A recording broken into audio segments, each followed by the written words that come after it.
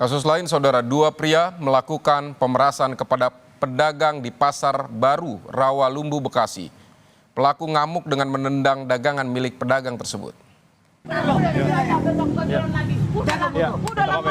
Aksi pemerasan terhadap pedagang kembali terjadi di Pasar Baru Rawalumbu, Bekasi pada Kamis pagi.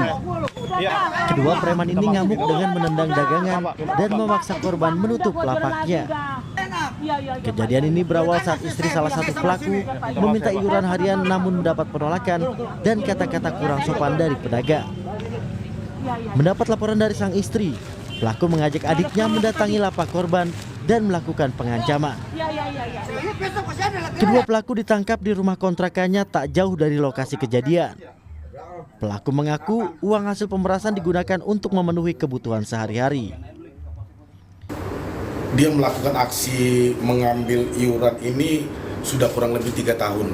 Kenapa itu bisa terjadi penendangan? Keterangan yang bersangkutan bahwa kemarin pagi dia bersama istrinya mengambil iuran. Istrinya yang mengambil, istrinya kemudian melaporkan kepada TAD bahwa ada kata-kata yang kurang sopan dari pedagang, kemudian TAD mengantar istrinya pulang dan kemudian kembali lagi mengajak saudaranya. Jadi kedua orang saudara kandung. Sementara dari hasil pemeriksaan urin, keduanya juga positif mengkonsumsi narkotika jenis sabu. Stefan Swangge, Kompas TV, Bekasi, Jawa Barat.